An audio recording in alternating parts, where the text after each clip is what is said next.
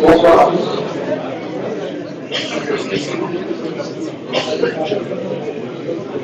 Il y a du monde, on va essayer d'avoir un petit peu de présentation, ça se passe bien, et vous comprenez bien tous le contenu des différentes présentations. Donc bonsoir à tous, on est très heureux de vous retrouver ce soir en présentiel. Pour ceux qui rentrent, il y a encore quelques places ici à l'avant. Voilà, on est un petit peu désolé au départ, la présentation était prévue sur YouTube, comme vous avez peut-être l'habitude de suivre jusqu'à présent. Malheureusement, YouTube a supprimé notre chaîne sans qu'il y ait vraiment d'explication à cette décision de leur part. Et on s'est retrouvé un petit peu le dans l'eau, donc on peut le réaliser ici en présentiel. Alors, une salle un petit peu restreinte. Donc, voilà, désolé pour les conditions, mais nous avons dû agir en urgence. Alors, avant de passer à la conférence de ce soir, je voulais simplement vous présenter en quelques mots l'organisation et les services disponibles au niveau du Centre provincial d'agriculture de la qualité, donc la province de Port-Royal. Vous connaissez nos services, mais simplement pour vous représenter en quelques mots les différents pôles d'expertise qui existent au niveau des services de la province. Vous allez avoir un pôle de laboratoire d'analyse agricole qui vous permet de réaliser des analyses de terre, des analyses de nitrates, des analyses d'eau, d'effluents et de fourrage. Vous avez également la possibilité de réaliser des analyses de nématodes, de phytopathologie, de bénéficier d'une expertise en matière de compostage et d'agroécologie. Et alors, vous avez aussi toute une série de services d'encadrement technique et économique pour vos exploitations. Et donc, dans ces services, vous avez tous les services d'échantillonnage. Vous connaissez tous les échantillonneurs qui relèvent de vos secteurs respectifs. Nous organisons également des conférences, des formations pour les agriculteurs, des formations pérennigées pour les jeunes. Donc n'hésitez pas, si vous avez un jeune dans vos exploitations qui travaille, soit un jeune de l'exploitation, soit un jeune qui vient travailler occasionnellement chez vous, n'hésitez pas à revenir vers nous. Nous avons des formations qui sont réalisées en partenariat avec la FJA pour la conduite pratique, donc pour la conduite pratique G. Nous organisons également un service de mesurage des parcelles, de la comptabilité de gestion agricole, des dossiers également de demande d'aide à l'investissement et à l'installation. N'hésitez pas en fin de séance à revenir vers nous pour nous poser des questions. Les responsables des différents services sont présents ce soir, donc nous pourrons vous aiguiller. Et alors, on aura évidemment pas mal de légalisation agricole. Donc, n'hésitez pas par rapport à tous ces services. Les personnes ressources sont présentes ce soir, et donc vous pouvez leur poser des questions. Alors, avant de passer à la conférence, simplement un petit rappel des différentes actions qui sont menées également à notre bénéfice par la Chambre de l'agriculture du Brabant wallon. Moi, je suis secrétaire de la Chambre de l'agriculture, et vous avez M. Oubot, que je ne vois pas, mais qui est présent dans la salle, et voilà, et qui est président de la Chambre de l'agriculture du Brabant wallon. Donc, il y a toute une série de mesures qui ont été mises en place par cette Chambre pour les agriculteurs du Brabant wallon, donc n'hésitez pas à faire appel à ces mesures. Il y a quelques formulaires que je vais disposer à l'entrée qui vous permettront de faire ces différentes demandes. Donc, tout d'abord, on a une intervention pour les frais d'évacuation des déchets agricoles. Si vous avez dans vos exploitations, c'est le cas un petit peu partout, des déchets résiduels liés à vos productions. Donc, on a des ficelles à lago, on a des pneus de tracteurs, on a des pneus de silo éventuellement, des déchets vétérinaires, des anciens toits des termites qui doivent être éliminés. Eh bien, il y a une intervention là de la Chambre de 250 € par agriculteur et par an pour l'élimination de ces déchets. Donc, vous les éliminez par vos propres moyens, d'une manière respectueuse de l'environnement, évidemment, et sur base d'une déclaration de créance, vous pourrez récupérer 250 € sur la facture globale. Évidemment, pour bénéficier de cela, il faut être agriculteur en Brabant wallon, donc avoir un siège d'exploitation sur la porte. Il y a également une intervention pour récupérer 50 € dans l'achat chaque année de matériel de protection pour les phytos. Donc vous devez acheter des gants, un masque, une combinaison. Eh bien, vous pouvez également demander à bénéficier de cette intervention de la Chambre d'agriculture. Consultance aux aides à l'investissement et à l'installation. Dans la plupart des cas, quand vous allez rentrer une demande d'aide à l'investissement auprès du SPOE, que ce soit pour une reprise ou une installation ou encore un investissement dans vos exploitations, vous allez devoir faire appel à un consultant. Et donc, notre structure est consultant, mais il en existe d'autres. Et donc, vous pouvez rentrer une demande aussi pour un remboursement de 100 € par agriculteur et par an pour un dossier d'investissement dans vos exploitations et 250 € pour des jeunes qui s'installent. Donc là, évidemment, c'est pour pousser et pour aider les jeunes qui souhaitent s'installer en agriculture. Même chose, action aussi dans le cadre des frais d'audit énergétique, donc c'est de la consultance en audit énergétique et en permis d'environnement. Là, de la même manière, vous avez un remboursement de 100 € pour ces frais de consultance chaque année. Remboursement également de frais de mesurage, donc là vous faites appel au service du CPR, et vous aurez la possibilité d'obtenir un remboursement maximal de 132 € par agriculteur, en fonction de différents cas de figure. Mais voilà, je ne peux pas vous dire à quoi ça correspond en termes de superficie, puisque maintenant on est passé sur un tarif horaire, donc ça dépendra un petit peu du type de mesurage à réaliser chez vous. Mais grosso modo, vous avez quand même droit à un remboursement qui est assez important et qui, dans la plupart des cas, permettra de rembourser presque l'entièreté du mesurage qui a été réalisé dans votre ferme. Les profits de printemps, on arrive à la fin de la saison, mais pour tous ceux qui ont fait appel au service, vous avez reçu une déclaration de créance avec vos résultats et votre facture de profit de printemps réalisé chez nous au CPR. Donc là, vous pouvez aussi avoir le remboursement d'un profit chaque année au niveau de la Chambre d'agriculture. Même chose, action aussi pour le permis G. L'idée là, c'est évidemment de pousser tous les jeunes à passer le permis et à disposer de ce permis pour l'utilisation des véhicules, que ce soit des jeunes qui travaillent occasionnellement dans vos fermes ou les jeunes directement issus de vos exploitations. Là, il y a un remboursement du permis de conduire qui est de 72 € cette année par jour. Voilà, donc n'hésitez pas à revenir vers M. Hugot ou vers moi-même si vous avez des questions après la séance. Et donc on va en arriver directement à la thématique de ce soir. Vous êtes tous évidemment concernés, c'est l'actualité. Chaque année, à cette période-ci, on réalise une présentation et on demande au SPE de venir réaliser une présentation sur la déclaration de superficie, sur les nouvelles mesures à mettre en œuvre, sur les nouvelles conditions d'accès aux différentes méthodes. Cette année-ci, le terrain est assez mouvant, puisque avec toutes les manifestations, toutes les choses que vous avez pu obtenir au niveau des syndicats également, et de vos mouvements sur Bruxelles et aussi sur Namur, il y a pas mal de choses qui ont évolué. Ça va être l'occasion ce soir de faire un petit peu le point justement sur toutes ces évolutions, sur ce que vous devez exactement mettre en place dans vos exploitations, ce que vous devez encoder au niveau de PAC Web dans vos déclarations de superficie. Et donc c'est pour cela que nous avons invité M. Philippe Nioul et Mme Véronique Broucart pour vous parler de ces évolutions et de ces conditions d'éligibilité à la déclaration de superficie. Donc je vais leur transmettre tout de suite la parole pour vous présenter tout ceci. Donc ils défendent tous les deux, comme vous les connaissez certainement, du SPV ici à droite. Qui commence? S'il vous plaît. Bonjour à tous. Alors, on va essayer de vous expliquer l'évolution de la situation.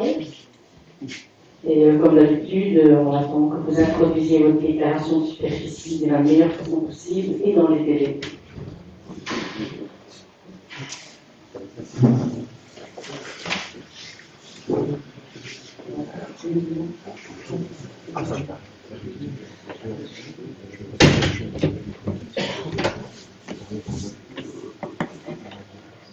Donc, quelques considérations générales pour la version 2024 de la déclaration de superficie. Donc, le 4 mars, vous avez reçu un email vous signifiant que le portail Pattern Web était ouvert pour introduire la déclaration de superficie. Malheureusement, pour les transferts de droits et pour consulter votre situation en termes de droits, ce n'est pas encore ouvert. Ils l'ont annoncé pour la semaine du 11 mars, j'ai vérifié avant de venir, ce n'était pas encore ouvert ici ce soir. On croise les doigts pour que ce soit demain. Attention, pour les droits, la date limite reste bien le 30 avril à minuit pour que l'ensemble de la procédure soit finalisée, à savoir que le preneur ait accepté le transfert de droits.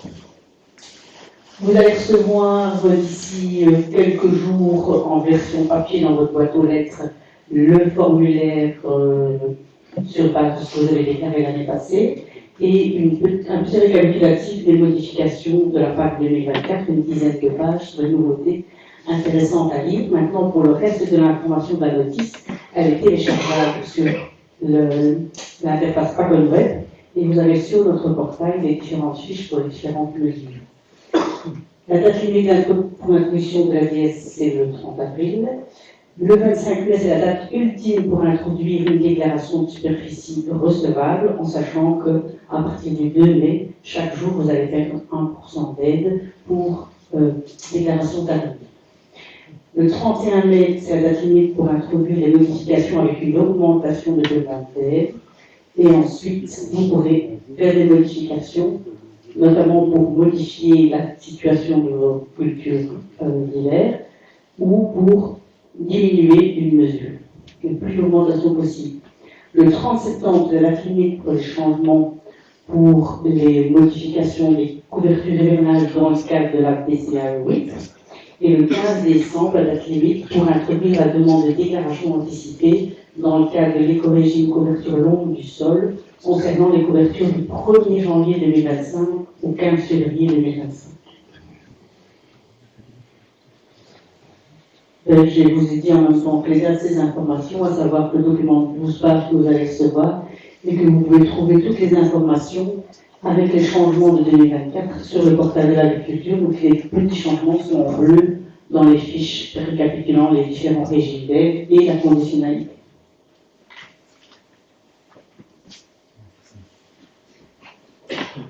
Alors, pour se connecter à la déclaration de superficie, c'est comme par le passé, excepté qu'il n'y a plus de connexion possible avec le système de token, donc les autres possibilités subsistent.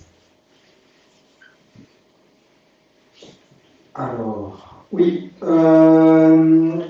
vous avez peut-être remarqué qu'il y a des mandats qui vous ont été signifiés comme ayant été annulés, comme périmés.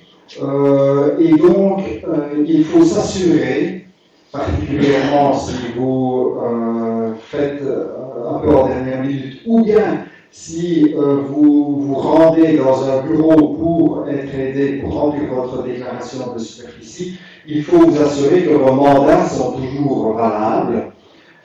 Sinon, préalablement, il faut les refaire. Si vous ne savez pas les refaire vous-même préalablement, il faut venir avec les différentes cartes d'identité des personnes qui sont responsables de votre exploitation et que l'on retrouve donc dans les partenaires de votre exploitation. Petite modification par rapport à l'année dernière, il faudra indiquer pour les agriculteurs qui ont des terres dans d'autres pays le numéro d'identification correspondant juste pour pouvoir tracer la situation des parcelles à l'étranger.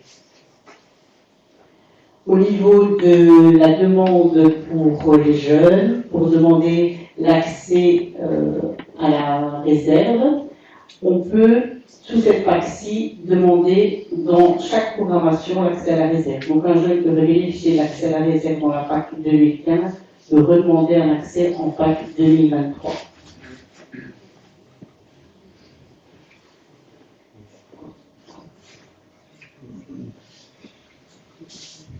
Ici, c'est une rubrique où vous devez renseigner les animaux de type chevaux, de type lapin ou porc sur litière biométrisée. Donc là, il n'y a pas vraiment de changement, mais il faut être particulièrement attentif au niveau des chevaux. Une fois que vous les déclarez dans cette rubrique de la déclaration de superficie, ce sont des chevaux qui sont censés être présents toute l'année sur l'exploitation et donc il faut, en termes d'infrastructure de stockage des effluents d'élevage, vous ayez une attestation, ce qu'on appelle l'assisée, qui soit bien en ordre et qui soit conforme. Si ce ne sont pas des chevaux qui sont en permanence sur votre exploitation et qui ne nécessitent pas, donc d'un point de vue infrastructure, pour le stockage, par exemple, des fumiers, une attestation. Si ce sont des chevaux que vous avez uniquement pendant la période de pâturage, alors à ce moment-là, il faut veiller à bien faire des contrats de pâturage. Donc, c'est là où c'est l'autre, selon la situation, mais il faut que ça corresponde bien, sinon il peut y avoir un impact sur l'ensemble de vos aides si on trouve par exemple des chevaux qui sont renseignés nulle part, ou bien vous avez des chevaux que vous avez renseignés dans cette rubrique de la déclaration de superficie et vous n'avez pas d'assisée. Donc ça c'est problématique. Et oui, alors pour le secteur de l'agriculture, on demande de renseigner également le nombre de ruches, c'est un titre informatif pour avoir une idée. Alors, un dernier point qui est mis un peu en avant, c'est la possibilité de demander une aide si vous avez un système de qualité. Donc, vous passez par un organisme de certification pour divers systèmes de qualité que l'on voit ici.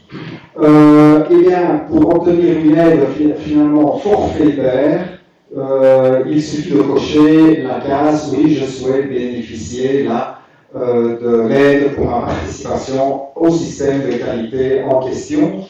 Dans ce système, il y a eu des retraits qui concernent en fait des vins, et il y a eu des ajouts que sont Verger Vivant et la Bleue des Prés. Donc ceci ne vous engage à rien de manière supplémentaire, c'est parce que vous avez un cahier de charges qui rentre dans les systèmes de qualité qui peuvent recevoir une aide complémentaire.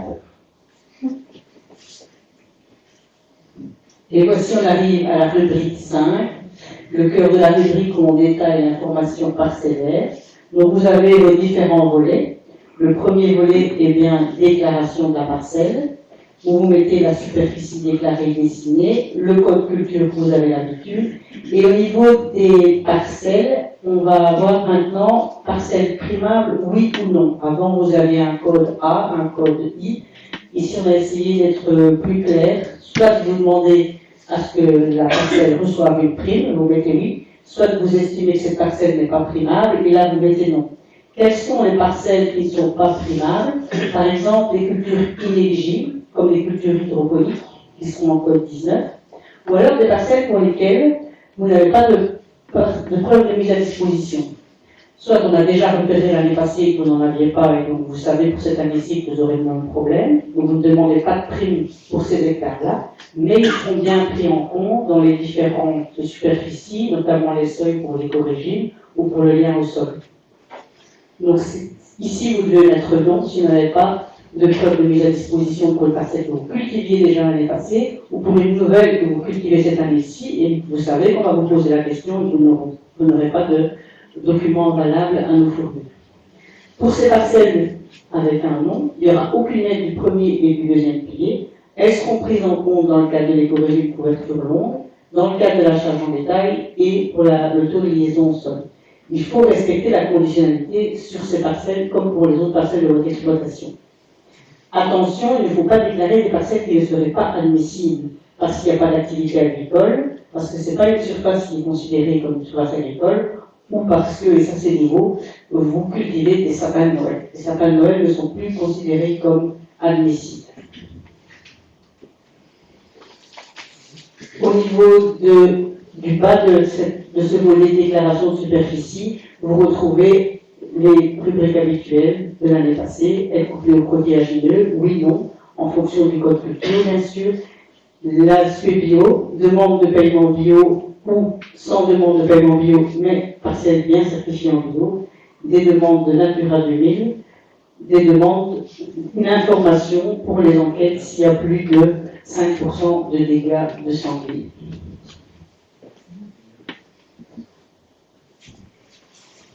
Oui.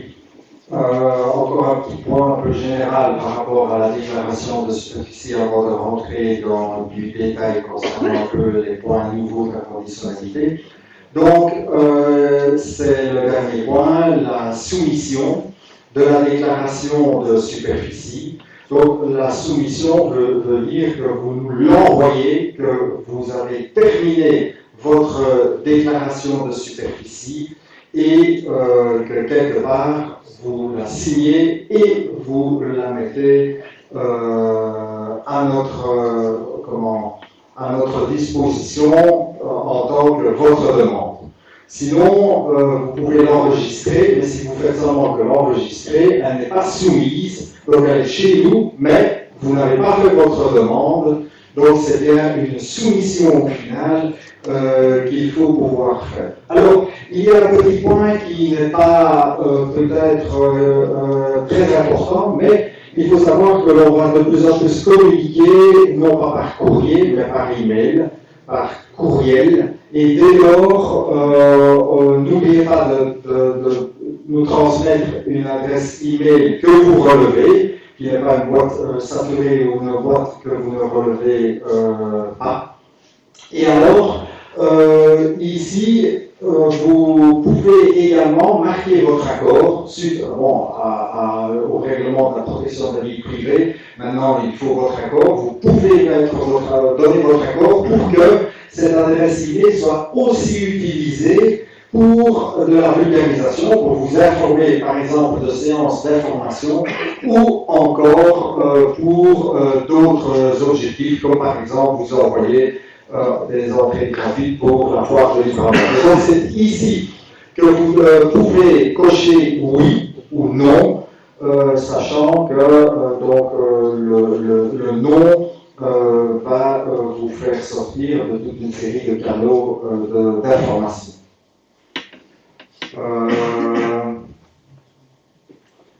Il y a également que votre déclaration de superficie soit envoyée directement à votre organisme de certification bio. C'est la même chose pour le système de certification de traçabilité de type Vegaplan. Pour que ces organismes puissent, dans le cadre de leur mission, directement avoir accès à vos fiches, par exemple, de culture. Juste pour l'adresse mail, un petit point de parenthèse. On a fait une grande opération de validation d'authenticité des adresses mail il y a une quinzaine de jours. Le message n'est pas très bien passé, la formulation n'était pas très propice à vous mettre en confiance pour cliquer sur le lien. On en est tout à fait conscient. Et en plus, ça a été envoyé à des destinataires qui n'auraient pas dû recevoir ce document. Donc voilà, on s'excuse de la situation, mais on va relancer un module de validation des adresses email pour les agriculteurs qui n'auraient pas cliqué sur le lien. Et ceux qui ont cliqué sur le lien 2 fois ont reçu l'information comme quoi le lien était expiré. Et donc ceux qui ont eu le lien expiré, c'est parce qu'ils avaient certainement cliqué rapidement 2 fois, et donc leur demande avait bien été prise en compte. On s'excuse de la situation. On espère faire mieux la prochaine fois. Mais le canal de l'adresse email, à partir du moment où il y a le réceptacle de données confidentielles et financières de votre part, c'est vraiment important que cette adresse soit correcte, soit lue par des personnes de confiance uniquement, et qu'on puisse nous assurer que ce soit bien un lien effectif de communication avec vous.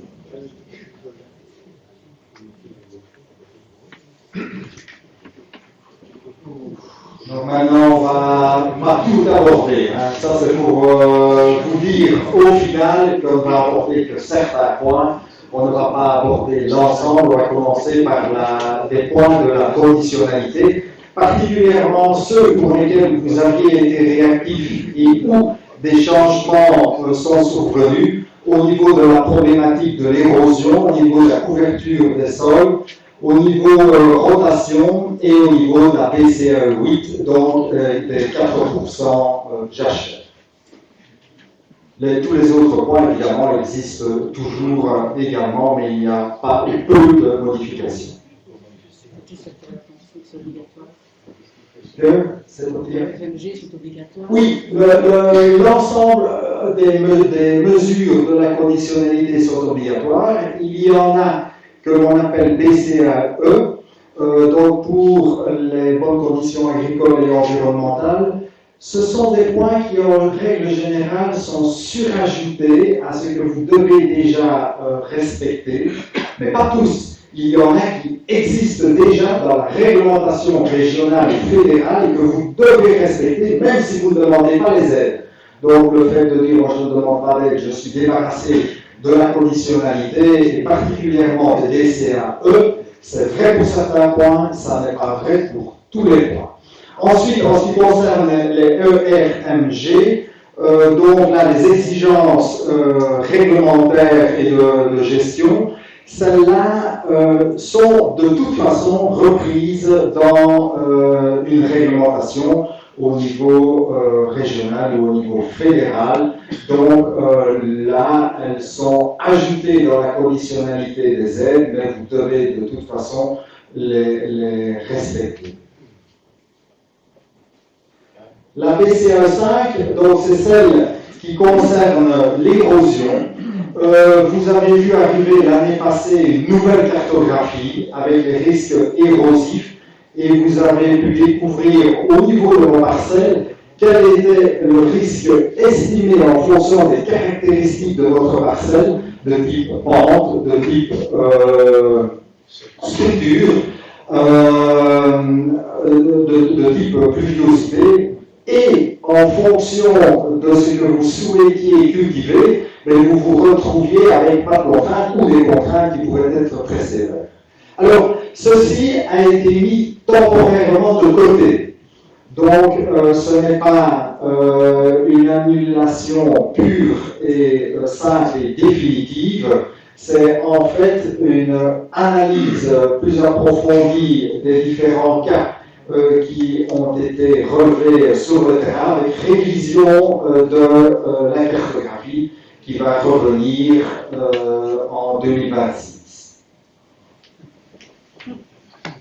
Donc concrètement, pour la DCAE 5, pour l'obligation de respecter les conditions lors de la mise en culture, on est bien sur le référentiel R10, R15, à savoir si plus de 50% de votre superficie ou plus de 50 arts est en pente et donc met la parcelle à risque. Donc pour la BCAE 5, on reste sur l'ancien dispositif. D'ailleurs, vous ne verrez plus dans la rubrique information parcellaire que cette information R10, R15. Ce qui implique que si vous avez l'intention d'implanter des plantes sarclées au printemps, vous devez prendre un dispositif anti-érosif à partir de l'automne qui précède. Donc pour les cultures de printemps de 2025, il était impératif d'avoir une bande enherbée ou une bande ensemencée en céréales d'hiver de minimum 9 mètres de large dans le bas de la pente uniquement. Donc on revient au dispositif pragmatique qui était de 6 mètres, mais on le passe à 9 mètres.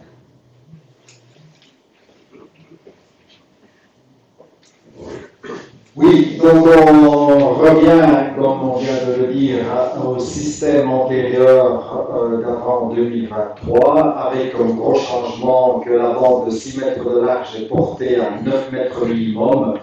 Et changement un peu mineur, c'est que la bande, outre le fait qu'elle peut être constituée de graminées et ou avec des légumineuses, elle peut aussi être constituée de céréales d'hiver. Cette bande ne peut pas être pâturée et alors il ne faut pas la faucher avant le 1er juillet si elle a été implantée après le 30 novembre.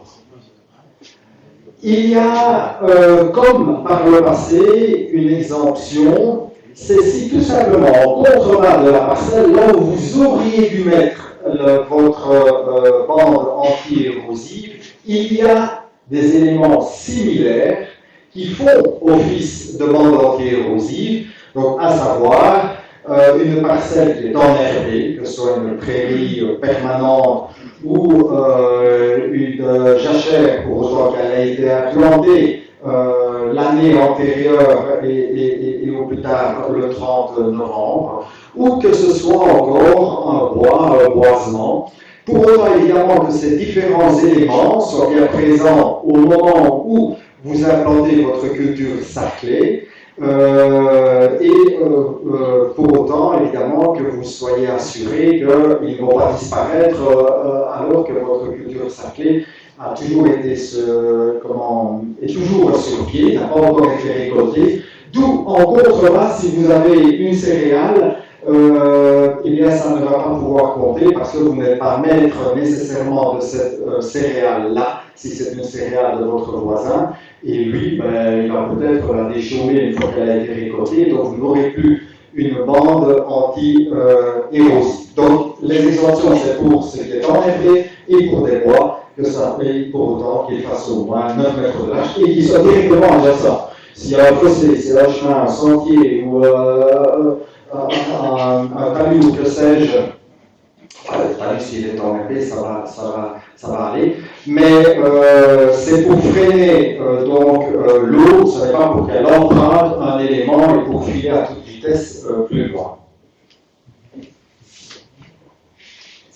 Voilà, donc ça c'est pour les aspects positifs de la BCA5 pour 2024. Pour 2025, on restera sur ce dispositif avec quelques contraintes supplémentaires, notamment en cas de culture de pommes de terre, l'obligation d'avoir un système de butage qui comprend des interbutes, ce qui permet de freiner la coulée de l'eau, et des contraintes aussi de respecter la perpendicularité au sens de la pente pour les parcelles qui ont plus de 140 mètres de long. Donc ces contraintes-là, ça s'ajoute en 2025, en sachant qu'en 2026, une nouvelle carte sera présentée. On ne connaît pas encore les conditions ni ce qu'elles pourront prendre en compte, mais ce qui sera certain, c'est qu'on prendra plus en compte ce qu'il y a autour de la parcelle par rapport au dispositif qu'on avait proposé en 2023, qui ne prenait vraiment que la parcelle en elle-même en considération, sans tout son bassin autour de lui, notamment tous les effets talus, bordures qui avaient posé beaucoup de problèmes. Ça, c'est pour la BCAE 5.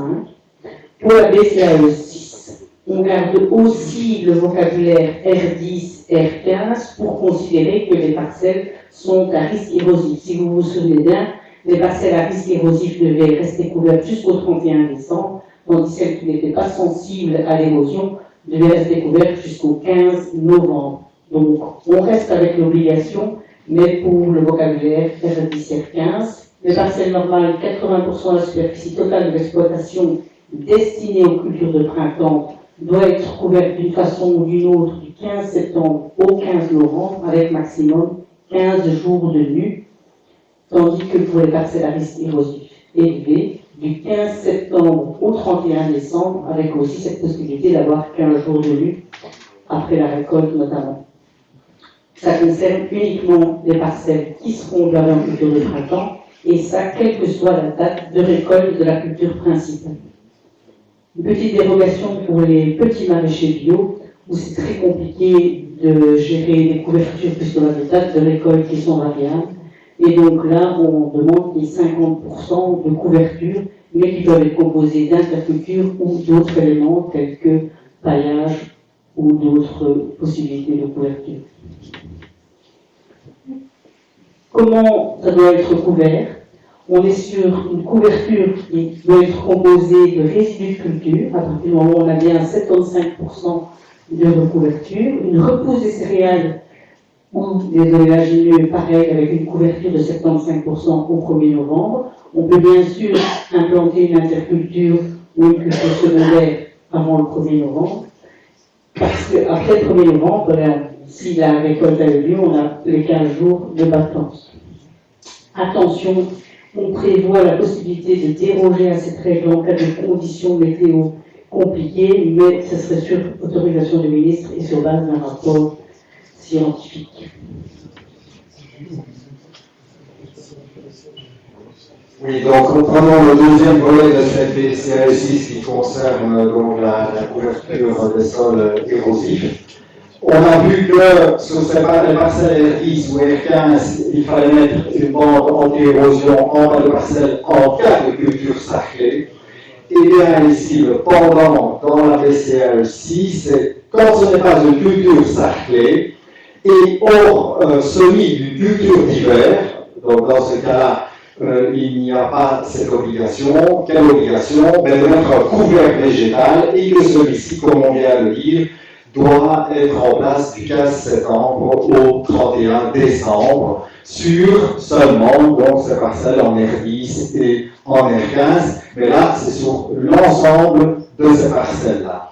Plus précisément, c'est vraiment sur la zone de forte pente. Mais bon, j'imagine que vous allez en fait traiter votre parcelle de manière identique sur l'intégralité de sa surface et que donc c'est toute la parcelle de manière pragmatique qui va se retrouver avec une couverture du sol jusqu'au 31 décembre. C'est la même chose, quand on tombe par couverture, c'est la même chose que pour le premier volet, les 80%, donc à couvrir jusqu'au 15 novembre. Ici, à laisser jusqu'au 31 décembre, ça peut être des résidus de culture, mais il faut qu'ils soient suffisamment couvrants, dans les 3/4 de la surface de la parcelle.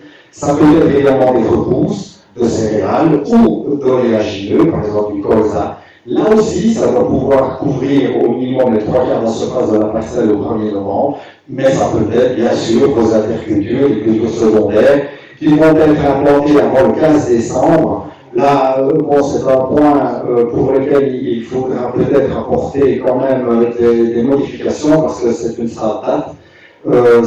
Pourquoi le 15 décembre? À nouveau, comme il y a 15 jours de tolérance de sol nu avant l'implantation d'une culture intermédiaire, mais le 31 décembre en 15 jours, nous voilà le 15 décembre, ce qui veut dire que si vous récoltez le 14 décembre, en théorie, vous devez avoir une couverture. Par contre, le 16 décembre, pas. Donc voilà typiquement une situation de date qui est avec un côté un peu aberrant. Ça n'a pas encore été modifié, mais ça fera peut-être l'objet de réflexion pour améliorer la situation, pour qu'elle soit compatible avec la réalité du terrain. Ce qui a été amélioré, c'est qu'on ne vous demande pas maintenant, quand vous allez venir au mois de mars-avril faire votre déclaration, les parcelles sur lesquelles vous allez implanter la BCAE6. Donc vous ne devez plus nous dire à l'avance les parcelles sur lesquelles vous allez faire, mais vous devez bien respecter la règle des 80%, parce que l'analyse a posteriori, quand on connaîtra votre engagement en culture de printemps, sera faite pour voir si vous avez effectivement couvert en global sur votre exploitation 80% des parcelles concernées. Et donc c'est quand même un allègement administratif que cette tolérance en termes d'information de l'administration de la BCAE6. BCAE7, rotation des cultures, on avait une dérogation en 2023. En 2024, la règle s'applique. La règle, c'est que 35% minimum de votre terre arable doit être changée, donc doit être couverte avec un genre botanique différent. Une petite exception, le froment est considéré comme différent des autres, donc c'est bien considéré comme un changement. Et si vous ne savez pas, parce que vous n'avez pas la possibilité dans votre assolement de changer de genre botanique, vous pouvez aussi intégrer une interculture pendant 3 mois qui va faire office de changement botanique et qui vous permet au final de réimplanter le même genre botanique en culture principale. Bien sûr, pour tout ce qui est jachère, culture pluriannuelle ou en herbe B, vous ne devez pas faire de rotation. Et pour les parcelles qui sont en bio, elles sont considérées comme respectant la BCAE7. Les petites exploitations de moins de 10 hectares ou les exploitations fortement enherbées ne sont pas non plus concernées par cette BCAE7. Second principe, interdiction de cultiver pendant plus de 3 ans la même culture sur la parcelle. Pour le maïs, si on veut mettre en place cette monoculture de maïs plus de 3 ans, il faut incorporer dans sa rotation, dès la première année, une interculture de minimum 3 mois.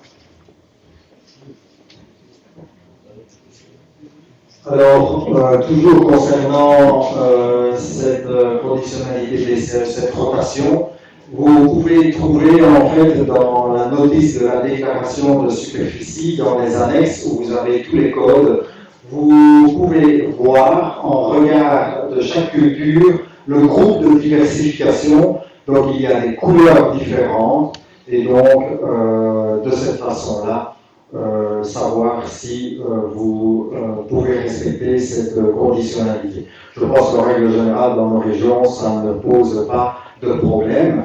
De toute manière, vous allez voir également, en remplissant votre déclaration de superficie, qu'il y a une information qui vous est donnée, soit vous pouvez être exempté ou pas, le système vous le dira. Par ailleurs, il vous dira également si vous respectez cette règle de rotation.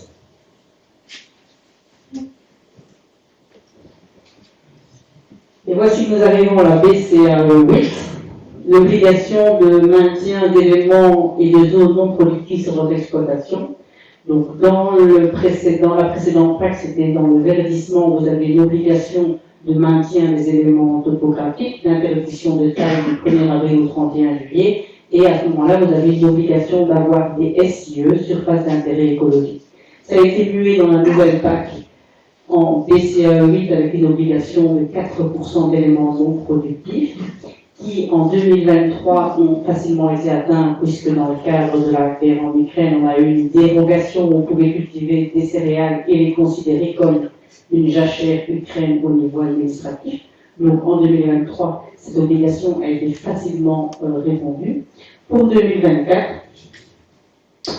nous avons un autre élément dérogatoire que vous avez obtenu en ayant été manifesté il y a quelques semaines à Bruxelles. Et donc, il y a une simplification de la mesure. Restent exemptés les agriculteurs qui étaient de verts d'office, donc les petits agriculteurs qui ont moins de 10 hectares de terres arables, qui ont plus de 75% de terres arables qui sont en herbe, en jachère ou légumineuses, ou qui ont plus de 75% de l'ensemble de leur SAU qui est en pré ou en herbe. Ça ne change pas, il reste exempté. Par contre, pour respecter la règle officielle d'avoir 4% de zones non productives, grâce à l'action syndicale, vous avez simplement la possibilité de mettre en œuvre l'ensemble des mesures avec un panachage complet. Il n'y a plus l'obligation d'avoir absolument 3% d'éléments non productifs et 4% d'interculture ou de culture dérobée. Si on voit ça en détail, je vais pas faire ça. Donc, au final, ça revient à dire ceci. L'option dérogation, qui va quelque part supplanter les deux autres options qui existent toujours, mais celle-ci intègre finalement ces deux options avec beaucoup plus de souplesse, c'est 4%. 4% de vos terres arables de l'exploitation. Donc, la condition de 4% jachère existe toujours. Elle n'est pas balayée. Elle existe toujours, mais ces 4% peuvent être remplis par des zones et des éléments non productifs de type jachère, bois de bordure de champs, etc. Mais aussi par des cultures dérobées ou encore des cultures fixatrices d'azote. Vous allez me dire, mais ça c'était déjà le cas. Mais ici, vous pouvez prendre ce qui vous intéresse, par exemple, exclusivement des jachères, ou exclusivement des cultures dérobées, ou exclusivement des cultures fixatrices d'azote, ou bien faire un panachage selon les proportions que vous souhaitez entre ces différents éléments-là. Donc, reprenons. Vous avez vos terres arables, vous prenez 4% de vos terres arables que vous devez mettre en éléments non productifs. Ça peut être des éléments non productifs à 100%, mais ça peut être un pourcentage de dérobé dedans que vous pouvez faire jusqu'à 100% de culture dérobée. Vous pouvez avoir le même raisonnement à propos des légumineuses ou panacher les trois ensemble en proportion variable. Alors, les cultures dérobées, donc c'est ce que vous connaissiez antérieurement pour le verdissement, c'est ce qui est appelé en pratique les surfaces d'intérêt écologique, les SIE. Donc il faut qu'elles soient implantées pour le 30 septembre, donc du 1er juillet au 30 septembre de cette année, ce ne sont pas les cultures dérobées de l'année antérieure, ce sont celles que vous allez implanter ici, fin de cet été et début de l'automne. Elles doivent être constituées au minimum de 2 espèces qui se retrouvent dans des listes que vous connaissez, et il faut là combiner 2 groupes différents, donc ces 2 espèces appartenant à 2 groupes différents, par exemple une moutarde et une facélie, donc la moutarde étant dans les crucifères, la facélie étant dans la rubrique autre. Elle doit être maintenue, cette couverture, au minimum 3 mois. À ce propos, il vous sera demandé de nous communiquer la date de semis, parce qu'on fera commencer évidemment ces 3 mois à partir de votre date de semis. Si vous ne la communiquez pas, on prendra de facto le 30 septembre comme étant la date d'implantation de votre culture dérobée qui compte dans les 4%. Ce qui veut dire que vous voilà en fait jusqu'à fin décembre.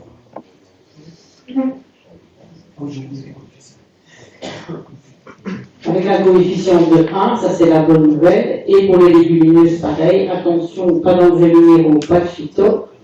Si c'est une luzerne, il faut vérifier qu'il y a bien 10% non récoltés lors de chaque fauche. Et le coefficient est de 1 aussi pour ces cultures fixatrices d'azote. Pratiquement, comment vous allez faire dans votre déclaration de superficie? Dans l'onglet couverture du sol, vous avez au sens de la BCAE 7, si vous voulez la mettre pendant 3 mois pour pouvoir avoir une monoculture par exemple de maïs, au sens de la BCAE 8, si vous cochez cette case-là, d'office, ça va rentrer en ligne de compte comme pour le maintien des éléments pendant 3 mois et vous vous engagez en cliquant sur BCAE 8 à faire le mélange de 2 espèces. Ou alors sous forme de sous-semis, qui a le même effet que le précédent, ça vous permet aussi de bénéficier de l'interculture. Au niveau, si vous choisissez les cultures fixatrices d'azote, c'est au niveau de l'onglet conditionnalité que vous devrez cocher dans BCAE 8 surfacement productive, culture fixatrice d'azote. Et comme vous voyez, couverture du sol, au sens de la BCAE 6, ça a disparu. Donc ne cherchez pas, vous ne trouverez plus. Il ne faut plus nous informer de la mise en place d'une interculture au sens de la BCAE 6. En pratique, si vous optez pour les éléments topographiques, vous avez la possibilité de prendre en compte les jachères avec un coefficient de 1. Les éléments topographiques présents sur vos hectares de terres arables, par ceux qui seront présents sur vos prairies, avec différents coefficients, et donc un équivalent en superficie mètre carré est calculé pour chaque élément. Vous avez aussi la possibilité pour les bandes bordures de champs par mètre linéaire, vous aurez un coefficient de 1,5, les jachères militaires avec un coefficient de 2, les parcelles aménagées en fonction de ce que vous aurez opté dans le second pilier, vous pourrez alors utiliser avec un coefficient de 1. Concrètement, la dérogation que vous avez eue l'année passée, jachère Ukraine, n'existe plus. Il ne faut pas chercher, vous ne la trouverez plus. La méthode MD12 céréales sur pli, on en reparlera plus tard, mais ce n'est plus possible de bénéficier pour ces hectares-là de la BCAE 8. Ce n'est pas cumulable. Au niveau de la MB5, c'est pareil, ce n'est pas cumulable avec la BCAE 8. Et au niveau de la MC7, parcelle aménagée, vous devrez choisir, soit vous demandez d'avoir un paiement complet dans le second pilier, soit vous demandez de cumuler, et dans ce cas-là, vous avez un paiement moindre dans le second pilier parce que vous avez choisi d'activer ces superficies-là en BCAE 8.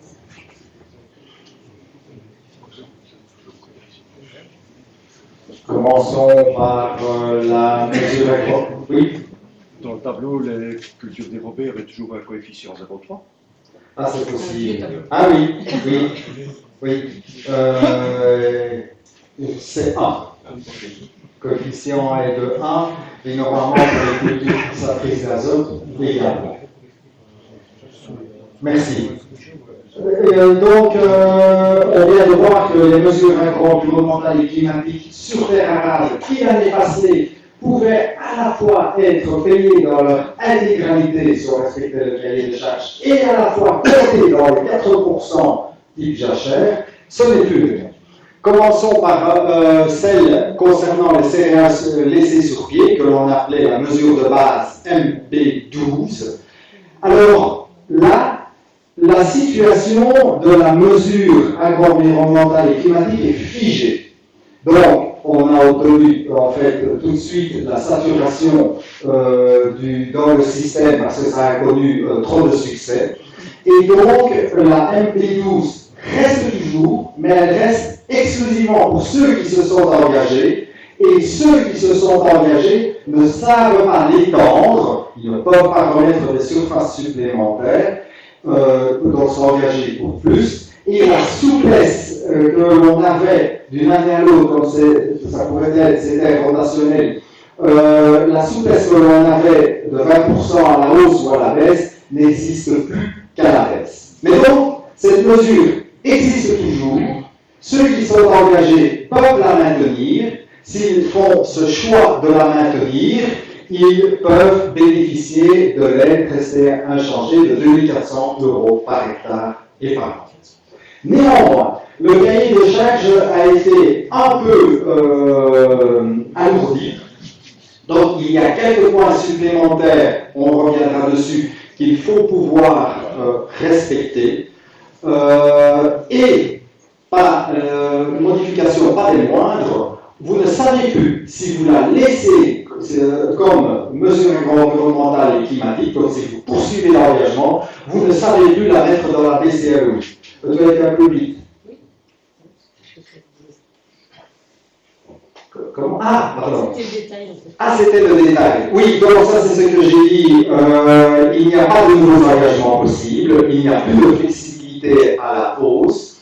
Donc c'est uniquement possible de diminuer le nombre d'hectares de maximum 20% sans subir de pénalité. Maintenant, si vous allez au-dessus, ça ne fera rien du tout, vous ne serez pas payé, vous pouvez pas la vie. Alors, l'extension de l'engagement au cours d'exécution n'est pas autorisée. Et comme je viens de dire, la possibilité de déclarer des surfaces de céréales sous-pieds supplémentaires en vue de contribuer à la BCE. Tu sais revenir un coup en arrière? Ok. Alors, le rappel du cahier des charges, je suis toujours dans la mesure environnementale et climatique MP12. Donc, c'est celui que vous avez connu en 2023, excepté que la surface maximale de chaque parcelle de l'engagement n'est plus de 1 hectare, mais de 50 arts. Alors, un autre changement qui est plutôt substantiel, c'est que maintenant la rotation est devenue obligatoire. Si on partait avec la possibilité de pouvoir faire cette mesure année après année sur de même parcelle, ce n'est plus le cas. Donc, ici, cette année, en 2024, vous ne saurez pas faire une céréale laissée sur pied MB12 sur les mêmes parcelles que celles où vous vous étiez engagé en 2023. Les ajouts au cahier de charge, ce n'est pas très, je vais dire, contraignant. Il y a interdiction d'insecticides et de régulateurs de croissance. Là, bon, de toute façon, vous n'allez pas en mettre. Et il y a toujours une possibilité de faire des autres traitements, dont les traitements herbicides, jusqu'au 1er 3 juin.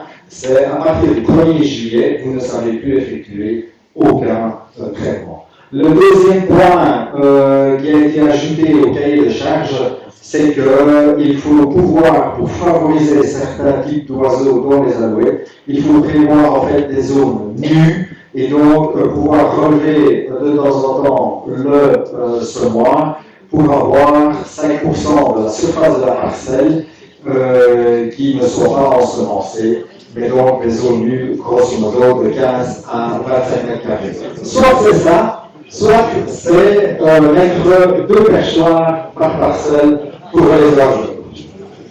En tout cas, on va inventer tout ça.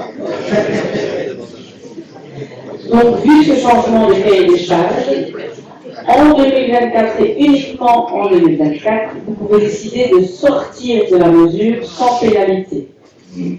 Si vous décidez de sortir de la mesure, vous n'avez plus d'engagement MB12, mais vous pouvez entrer dans ce qu'on appelle l'éco-régime maillage écologique pour les céréales laissées sur pied, qui est un éco-régime qui vous sera payé à 1 050 € de l'hectare et qui aura quasiment le même cahier des charges, si ce n'est que vos parcelles pourront avoir jusqu'à 1 hectare.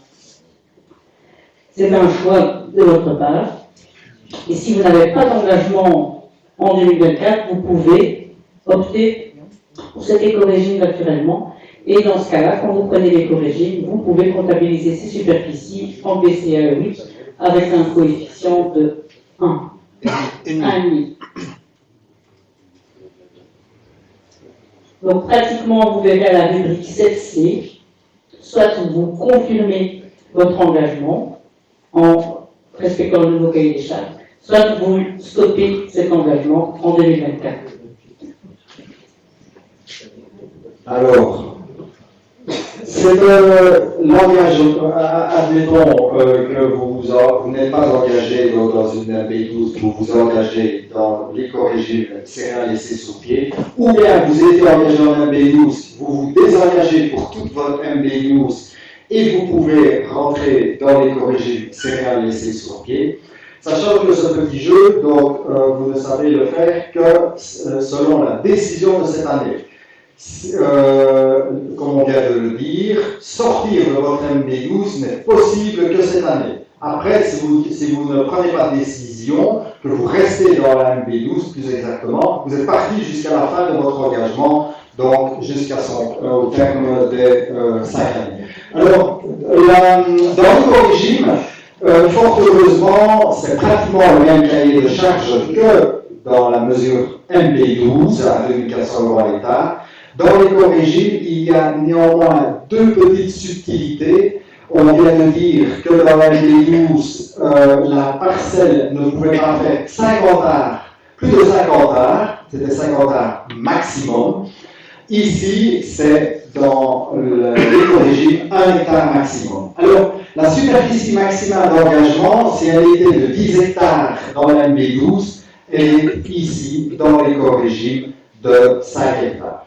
Les autres conditions sont restées identiques. Donc, pour rappel, 100 mètres entre les parcelles, vos parcelles de céréales laissées sur pied au niveau de l'exploitation, 100 mètres minimum, et 50 mètres minimum de ces mêmes parcelles de céréales laissées sur pied par rapport à une surface boisée. Vous devez laisser ces céréales jusqu'au dernier jour de février. De même, plus aucun traitement à partir du 1er juillet. Également, la rotation est obligatoire. Ici, évidemment, admettons que vous ayez mis sur une parcelle une MB12, que vous sortez et que vous mettez les céréales laissées sur pied de type éco-régime, comme on a changé de régime, c'est possible. En fait, donc, vous pourriez mettre sur une parcelle qui, en 2023, était MB12, vous pourriez mettre ici, en 2024, un éco-régime céréales laissées sur pied. Ce sont les mêmes conditions pour obtenir l'aide, qui n'est pas ici longue, de 2400 € à l'hectare et de 1050 € à l'hectare.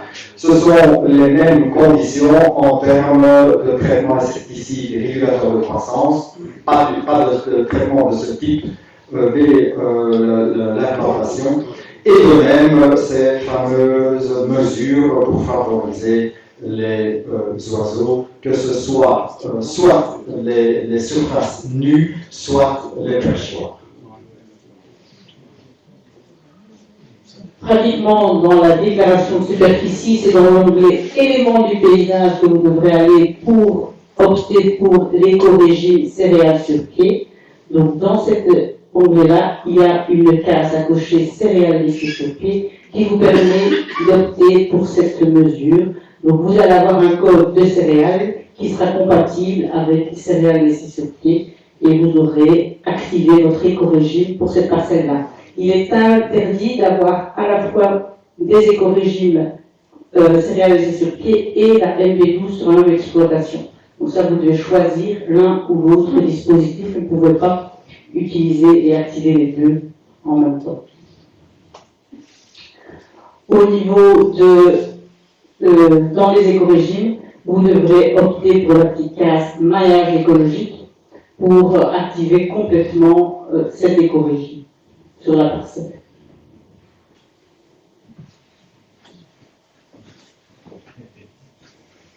Passons maintenant à une autre mesure agro-environnementale et climatique sur terre arable qui pouvait en 2023 à la fois rentrer dans les 4% et obtenir l'aide intégrale de la MAEC. C'est la tournière enherbée, c'est la mesure de base numéro 5. Alors ici, si vous êtes engagé, vous ne savez pas sortir de votre engagement, l'engagement doit être maintenu. Donc, contrairement à la mesure céréales laissées sur pied où vous avez la possibilité de sortir sans devoir rembourser, sans pénalisation, ici vous devez rester engagé. Le montant a été revu un peu à la hausse, on est passé de 1100 à 1200 euros par hectare et par an. Mais, comme déjà dit, ce faisant, vous ne savez plus la mettre dans la BCAOI, donc vous ne savez pas la faire rentrer dans les 4%. Bon, on s'entend bien, hein, cette année, comme il y a possibilité de dérober, ce serait évidemment aberrant de ne pas poursuivre la MB5 en demandant l'aide de 1200 euros à l'État. Mais bon, comme c'est une dérogation pour une année, alors quand même une année à la fois, mais il faut peut-être prévoir déjà quand même une porte de sortie pour remplir ces 4% en 2025. Alors, vous devez maintenir votre engagement MD5, mais vous pouvez quand même néanmoins les mettre, ces tournières MD5, dans la BCAO. Ce faisant, votre montant d'aide, il tombe à 0 € à l'État, tout en devant respecter le cahier de charge de la MD5, et on ne touche rien du tout. Néanmoins, comme c'était un petit peu raide par rapport à ce qui a été prévu l'année passée, vous avez quand même la possibilité de faire basculer, c'est un choix annuel, de faire basculer éventuellement une partie de votre MD5 dans l'éco-régime maillage écologique bande bordure de champ. Cette possibilité n'est offerte qu'à concurrence de maximum 40% de la surface initiale de votre engagement en MB5. Ce faisant, vous basculez donc la MB5 que vous déclarez avec un code 751, vous la basculez dans l'éco-régime bordure de champ avec un code 752. Donc il y a un changement de code qui doit être opéré, ce qui signifie que le cahier de charge qui va s'appliquer temporairement cette année-là à votre bande, votre tournière, c'est le cahier de charge de la bande bordure de champ. Alors, ça veut dire que cette bande bordure de champ, vous allez pouvoir la broyer, vous allez pouvoir la faucher sans exportation, alors que le cahier de charge de la MD5 dit que ce qui est possible comme opération culturelle sur la MD5, c'est fauche avec exportation. Fauche avec exportation possible à partir du 16 juillet. Ici, le cahier de charge de la bande bordure de champ parle de broyage, de fauche, voire de pâturage possible, mais à partir du 1er août. Donc ça, c'est un point sur lequel il faut être attentif pour ne pas s'emmêler les pinceaux dans cette complexité. Et l'aide, alors, pour cet éco-régime maillage, pour ces 40% que vous mettez dans l'éco-régime maillage, il est réduit à peu près de moitié, il est de 525 € à l'État. On avait dit plus simple, hein. Je pense On que avait dit plus la simple. moitié du Les pinceaux, ils sont déjà emmêlés, vous savez, monsieur. Ils sont déjà emmêlés. Bon, on va voir dans le détail comment vous allez encoder votre MD5. Donc vous avez 3 possibilités pour votre MD5, on parle bien de 2025, parce qu'en 2024, il faut pas se poser, vous n'avez pas besoin d'utiliser cette surface-là dans la BCAOI. Donc la question ne se pose pas, vous êtes dans le premier cas. Vous avez demandé 1200 € à l'hectare, vous n'avez pas activé de BCAOI, vous n'avez pas activé d'éco-régime maillage sur cette parcelle, vous allez cocher le code 751 et vous n'allez pas cocher pris en compte le centre de la BCAOI et vous aurez vos 1200 €. Ce qu'on discute avec l'option 2 et l'option 3, ce n'est pas pour 2024, c'est éventuellement pour 2025, si d'ici là, l'eau qui a coulé sous les ponts n'a pas fait changer d'avis notre administration européenne. Donc concrètement, l'année prochaine, en 2025, si vous n'avez pas d'autre choix et que vous voulez absolument activer ces superficies-là pour bénéficier des zones non productives, eh bien dans ce cas-là, vous serez dans l'option 2. Vous aurez un coefficient de pondération de 1,5 sur les superficies concernées. Vous devrez cocher prise en compte en BCA 8. Et dans ce cas-là, pour cette partie-là de votre tournière, vous respectez le cahier des charges MB5 et vous avez 0 €. Pour 40% de l'engagement initial ce que Philippe a essayé de vous expliquer. Vous rentrez dans quelque chose qui est très compliqué parce que vous changez de code, vous passez en code 752, vous demandez l'éco-régime maillage écologique, vous traitez cette superficie-là comme une bordure de champ, vous cochez prise en compte en BCA 8, et pour cette superficie-là, vous avez une prise en compte de 1,5 en BCA 8 et vous avez 525 € dans l'éco-régime maillage. C'est compliqué, c'est éventuellement pour 2025, mais malheureusement, on devait vous l'expliquer.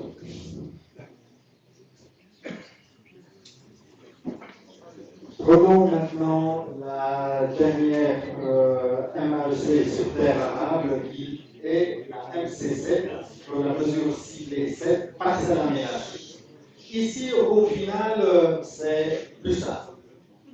Donc, enfin, on ne peut pas faire vraiment plus compliqué. Ils sont bien d'accord. Donc, c'est pour ça qu'on comprend parfaitement que vous manifestiez. Et on espère que ça portera ses fruits, hein, parce que si on continue comme ça, on ne saura plus rien expliquer. Donc, bref, revenons à nos moutons. Donc, en ce qui concerne la MC7, il y a un maintien obligatoire aussi. Vous ne savez pas sortir. L'aide a été majorée. Elle est portée à 2 000 € à l'hectare. L'année passée, elle était à 1 600 € à l'hectare et par an. Mais vous ne savez pas la mettre dans la BCE. Pas en faire pour cette année, puisqu'il y a les 4% de SI. Appelons ça comme ça. Néanmoins, voyons quand même, parce que après vos récoltes, vous serez quand même vite dans la réflexion, qu'est-ce que je vais devoir refaire comme assolement. Abordons quand même l'autre possibilité, à savoir, je me suis engagé dans la MC7 dans l'optique de le mettre dans les 4%, et qu'est-ce que je vais faire? Vous pouvez les mettre dans les 4%, mais à ce moment-là, l'aide est minorée, donc elle descend de 2 000 € à 1 200 € à l'hectare. Vous respectez le cahier de charge, et 1 hectare de MC7 équivaut à 1,5 hectare. Il y a de nouveau ce coefficient de pondération de 1,5. Pratiquement, qu'est-ce que vous allez faire dans votre déclaration de superficie? Vous allez, dans le cadre de la première option, respecter le cahier des charges et ne pas cocher prise en compte en BCA 8. Comme ça, vous aurez bien 2 000 € et ça ne sera pas pris en compte et vous ne respecterez pas l'éco-régime maillage. Vous respectez uniquement votre avis d'expert qui est lié à cette parcelle-là. Si par contre, en 2025, vous en avez absolument besoin pour atteindre les 4% d'éléments non productifs, à ce moment-là, vous cochez prise en compte en BCA 8. À ce moment-là, vous aurez 1,5 équivalent de superficie qui sera pris en compte dans vos zones non productives et vous serez payé à hauteur de 1 200 € par hectare. MAEC, donc dans le volet, le second volet, premier volet déclaration, second volet MAEC, prise en compte en BCA 8.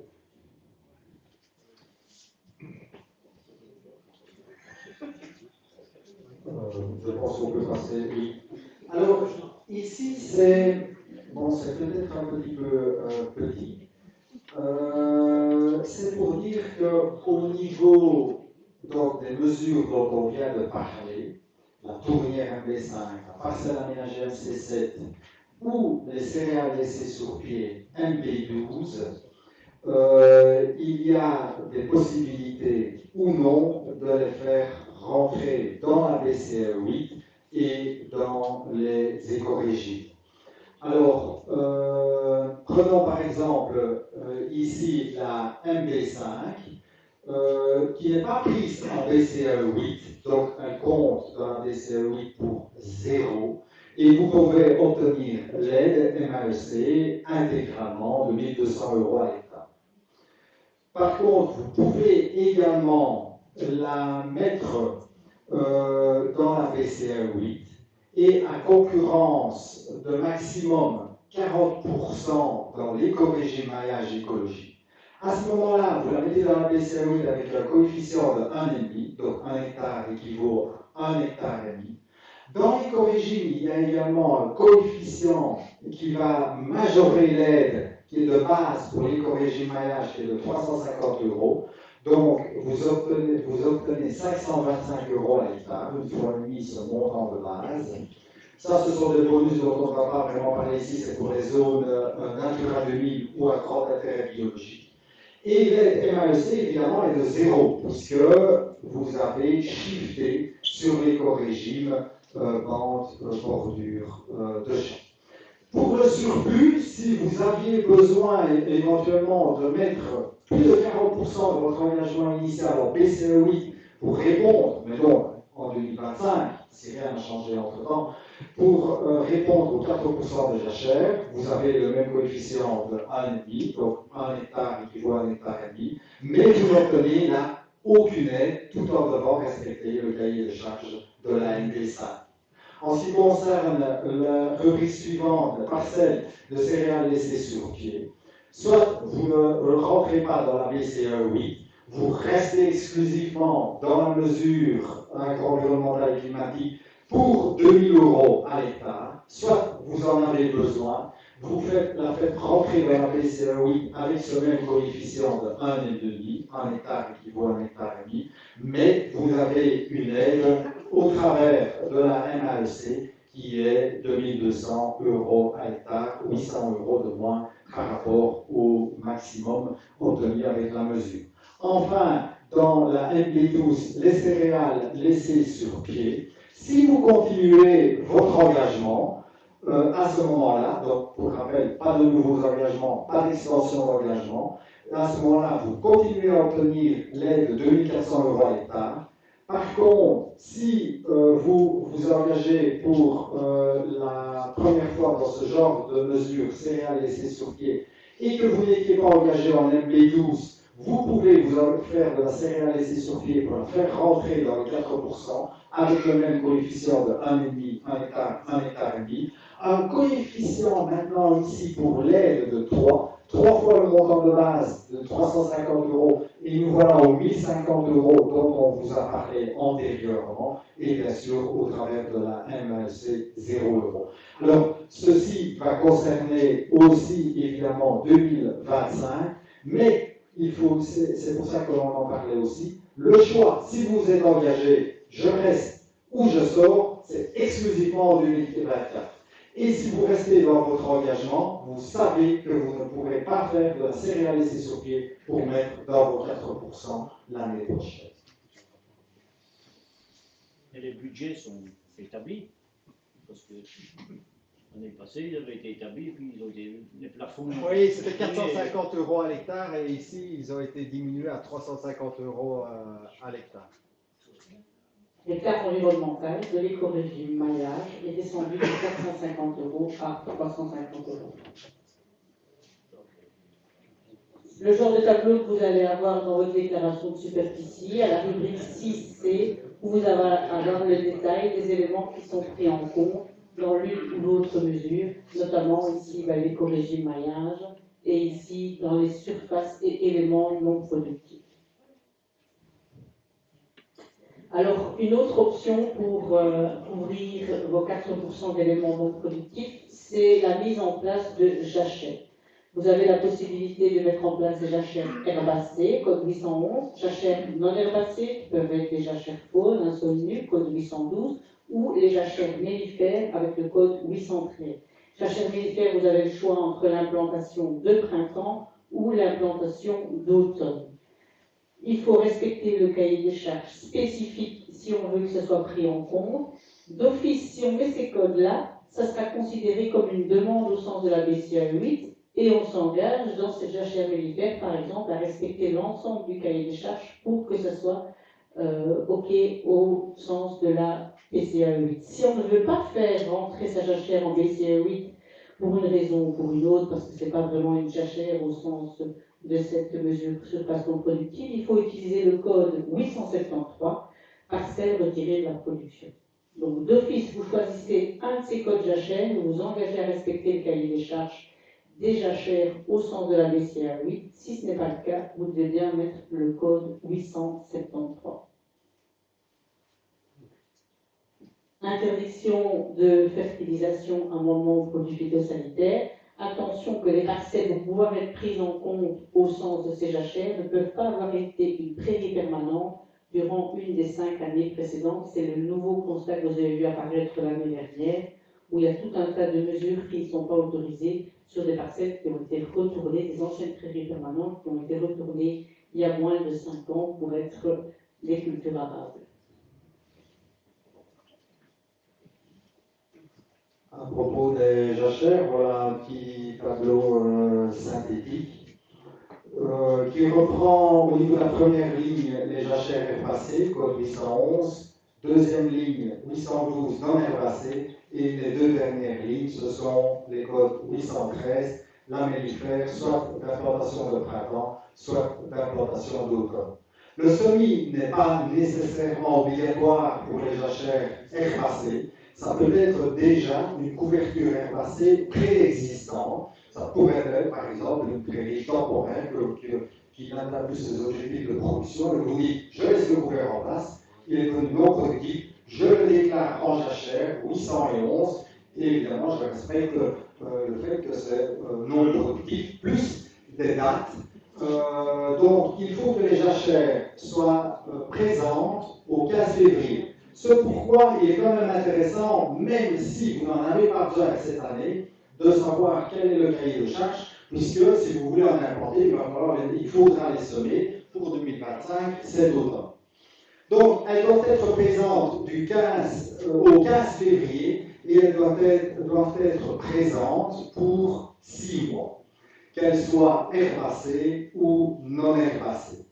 La jachère mellifère de printemps, là, c'est une possibilité d'implantation l'année même où vous en avez besoin et où vous voulez remplir votre obligation de 4%, puisque le semis est possible du 1er mars au 15 mai de l'année considérée. Par contre, celle d'automne doit être envisagée l'année antérieure.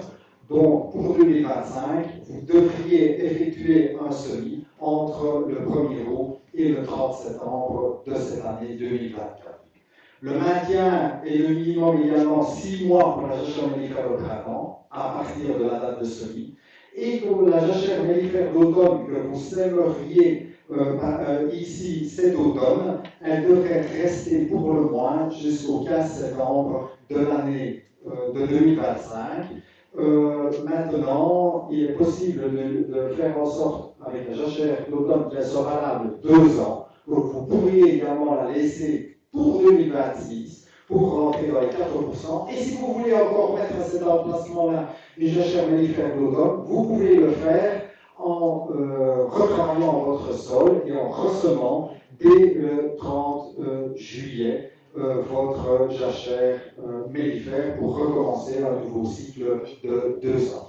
Alors, au niveau de ces jachères, la fauche et le pâturage et également le broyage sont possibles à partir du 16 juillet. Donc voilà par exemple une raison qui pourrait faire que si vous n'avez pas besoin d'une jachère, vous voulez quand même la laisser, mais vous voulez la broyer plus tôt, vous ne la déclarez pas en 811 ou en 812, vous n'en avez pas besoin. Vous faites vos essiers, vous pouvez utiliser le code dont on parlait avant, 873, qui était retiré de la production. Vous n'avez pas dès lors cette obligation-là de broyage, par exemple, seulement à partir du 16 juillet.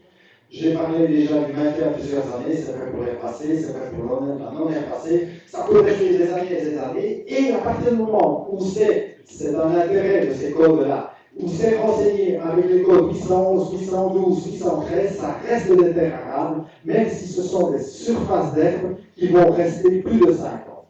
Donc ça ne devient pas des prairies permanentes.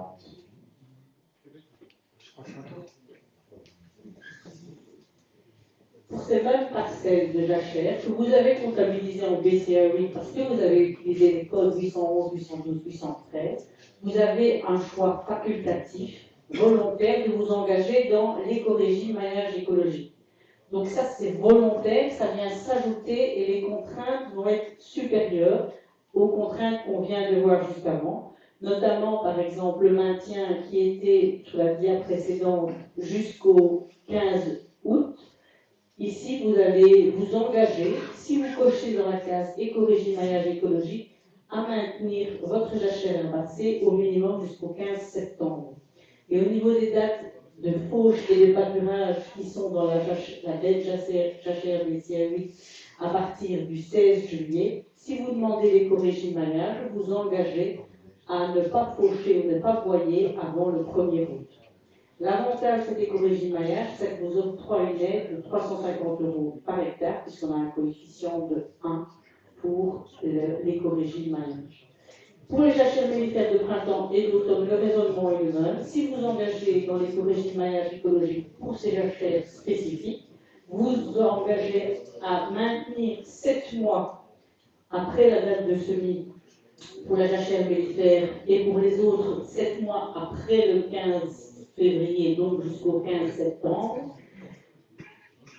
Au niveau des deux jachères mellifères, là le coefficient est de 2 en termes d'aide au sein de l'éco-régime-maillage et donc vous aurez une aide de 700 € par hectare.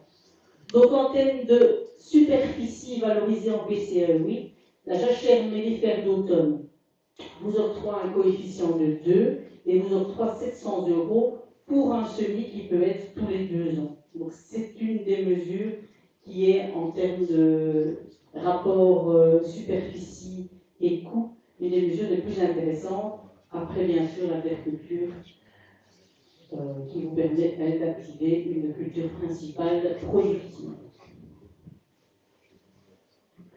On a essayé de refaire ce tableau général, mais je pense qu'il n'a pas beaucoup de sens cette année, vu la dérogation que vous avez obtenue sur les intercultures. Il pourra prendre du sens l'année prochaine si vous n'obtenez pas d'allègement pour ces 4% d'éléments et zones non productifs en terre arable.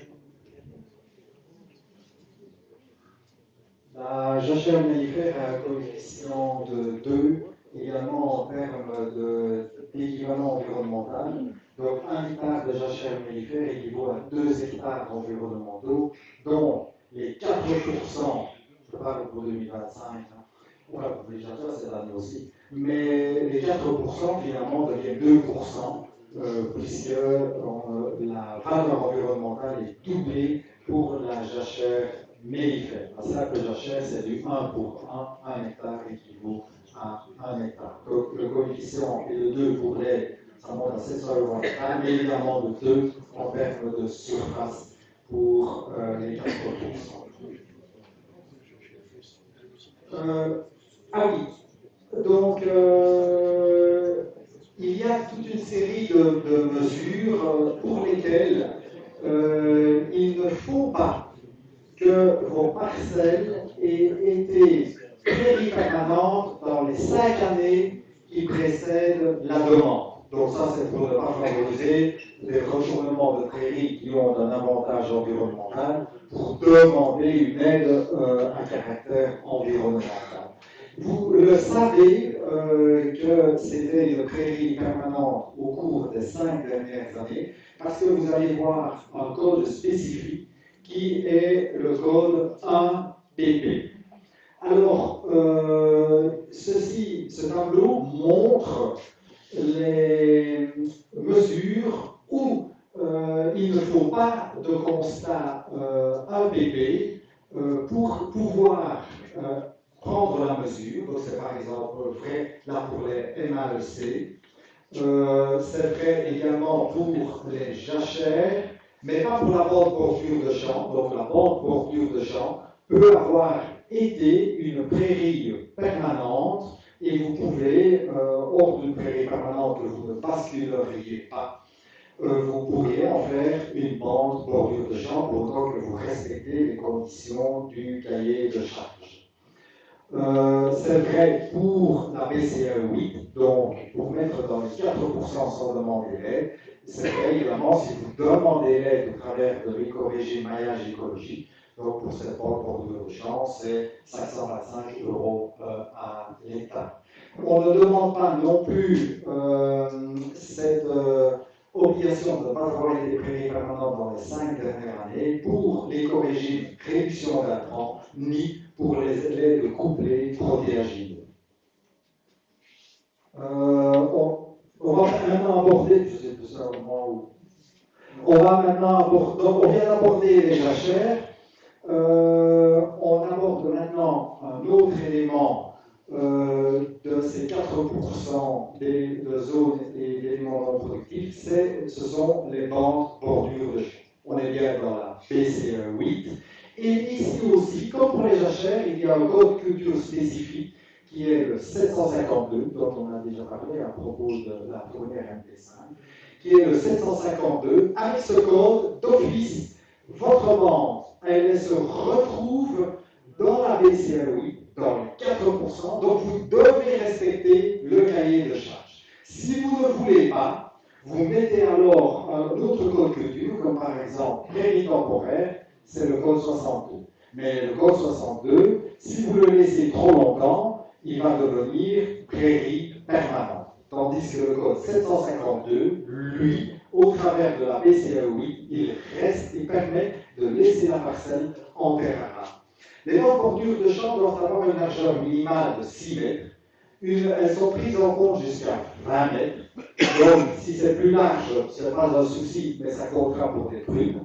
La largeur minimale de 6 mètres se cale quelque part sur déjà vos obligations de couverts végétaux permanents le long des ruisseaux de 6 mètres de large. Donc, vos CVP, couverts végétaux permanents le long des ruisseaux, peuvent être déclarés comme bande bordure de champ 752 pour rentrer dans la BCE.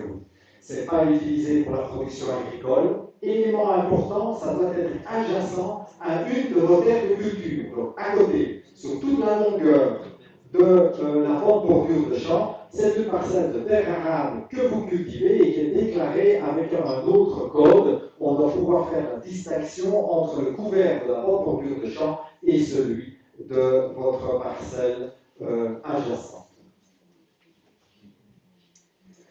Concrètement, la bande bordure de champ ne doit pas obligatoirement être semée, puisque notamment un couvert végétal permanent peut être considéré.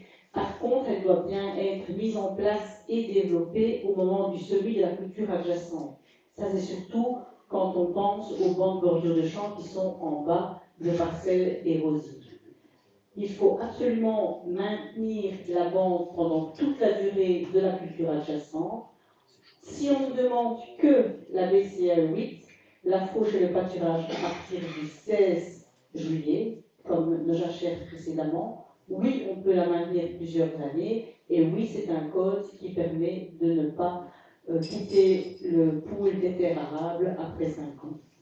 Si maintenant, pour cette bande bordure de champ, code 752, on demande en plus l'éco-régime maillage écologique, ça c'est une demande volontaire qui s'ajoute aux contraintes BCE 8.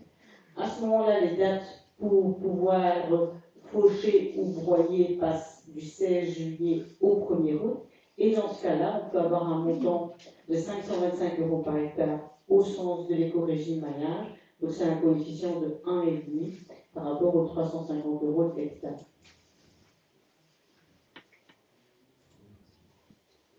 Dans notre tableau général, on retrouve cette bande bordure de champ avec son coefficient d'1,5 au sens de la BCE 8, son coefficient d'1,5 au sens de l'éco-régime maillage, ce qui vous octroie une aide de 525 € par hectare.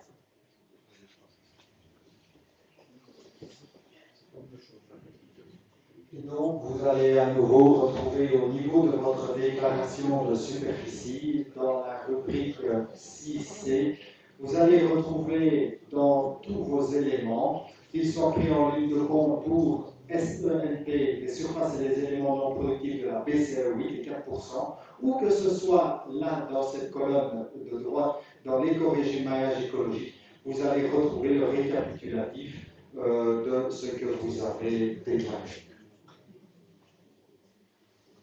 Oui, on en profitait pour aborder d'autres points liés aux éco-régimes. Donc, on vient beaucoup de parler de la BCE 8, des 4% jachères, et de l'éco-régime maillage écologique qui est lié.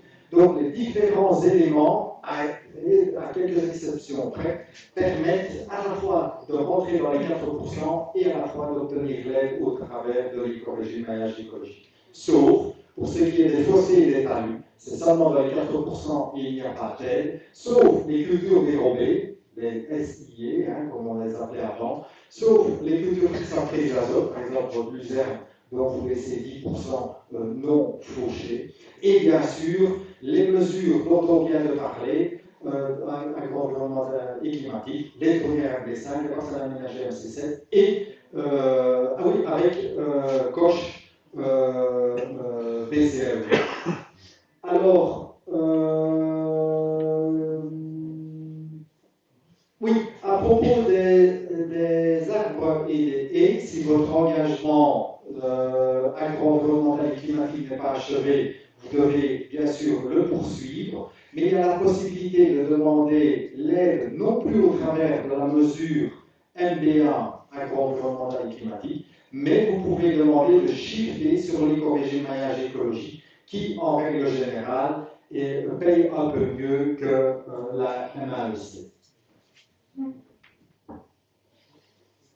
Vous allez avoir dans l'onglet Calcul, conditionnalité, éco-régime, une information sur votre éco-régime maillage écologique. Vous respectez une exemption ou vous respectez la règle DCAE 8 par exemple. Et c'est là que vous pouvez cocher « Je demande à ce que mes engagements environnementaux soient payés au sens de l'éco-régime maillage ». La coche de l'éco-régime maillage se fait au niveau de chaque parcelle. Donc dans la rubrique 5, chaque parcelle, vous devez bien cocher éco-régime maillage si vous voulez que ça rentre en compte. Donc on a vu par exemple la jachère, vous voulez qu'elle rentre en compte dans l'éco-régime maillage pour avoir le paiement. Sur la parcelle des jachères concernées, vous devez bien aller cocher éco-régime maillage écologique. C'est parcelle par parcelle que cet éco-régime est activé. Et donc, pour les différentes mesures, comme on a vu tantôt, si vous décidez de demander la prise en compte, c'est dans MAEC que vous allez avoir la possibilité de le faire.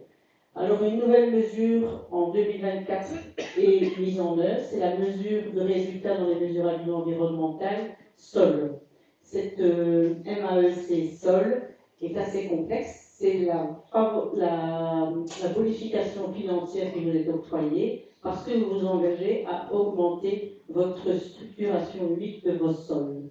Pour pouvoir rentrer dans cette MR14 sol, il faut vous engager la première année dans l'éco-régime couverture longue du sol et atteindre au minimum le seuil d'entrée. Attention au niveau de la MB1, il ne faut pas toucher à votre engagement, il ne faut pas que vous diminuez vos éléments parce que votre engagement doit rester au moins aussi important qu'il était au démarrage. Un autre éco-régime, les prairies permanentes. Donc vous aviez la possibilité de cocher l'année passée si vous demandiez cet éco-régime. Cet éco-régime vous engage à ne pas labourer plus de 20% de vos prairies permanentes. Il y a deux niveaux d'aide, l'aide de base à 40 € par hectare et une aide additionnelle qui est plus importante si la charge est faible et qui diminue au fur et à mesure où votre charge en UGB par hectare fourragé est importante. Cette année, vous pouvez cocher distinctement pour demander le régime de base et ou pour demander l'aide supplémentaire. Donc ça, c'est une information précisée par rapport à l'année dernière. Attention que si vous avez des animaux qui sont en contrat de pâturage chez d'autres agriculteurs, on va prendre en compte l'ensemble des informations et donc les contrats de pâturage maintenant demandent que l'on précise la parcelle sur laquelle on va recevoir des animaux en pâturage pour que ça soit calculé le plus justement possible par rapport à la charge en UGB par surface fourragère.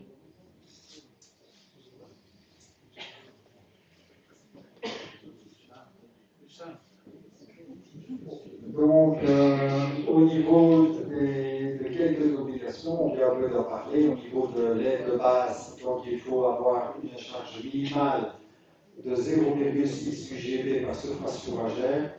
Cette charge minimale est abaissée à 0,4 si vous avez uniquement des moutons ou des chèvres et si vous n'êtes pas preneur dans un contrat de pâturage.